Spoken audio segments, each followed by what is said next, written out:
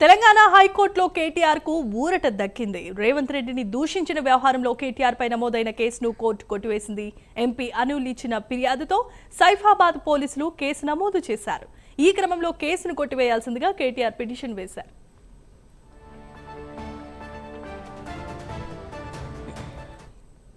Right, ఇక ఇదే అంశానికి సంబంధించి మరిన్ని అప్డేట్స్ మా కరెస్పాండెంట్ కుమార్ అందిస్తారు. కుమార్, చెప్పండి. Thank you Jemimah. ఏదైతే కేటీఆర్ పై నమోదైన కేసుకు సంబంధించి హైకోర్టు ఈ రోజు ఆ కేసును అయితే కొట్టేసింది. సైఫాబాద్ పిఎస్ లోని నమోదైన ఈ కేసును కొట్టివేస్తూ కూడా హైకోర్టులో ఉత్తర్వులు జారీ చేశారు. ముఖ్యంగా సీఎం రేవంత్ రెడ్డిని కించపరిచేలా మాట్లాడారంటూ కూడా కేటీఆర్ పై గతంలో సైఫాబాద్ పిఎస్ లో ఈ కేసు అయితే నమోదైంది.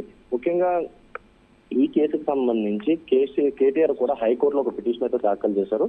తనపై నమోదైన సైఫాబాద్ కేసు లో నమోదైన కేసుకు సంబంధించి క్వాష్ చేయాలంటూ కూడా ఏదైతే హైకోర్టులో పిటిషన్ అయితే దాఖలు చేయడం జరిగింది.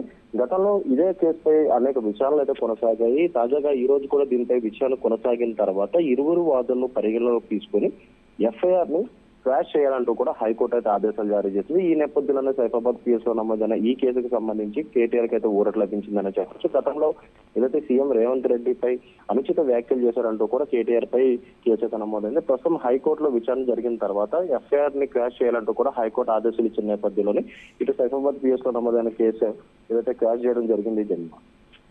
Right, thanks for the updates Kumar.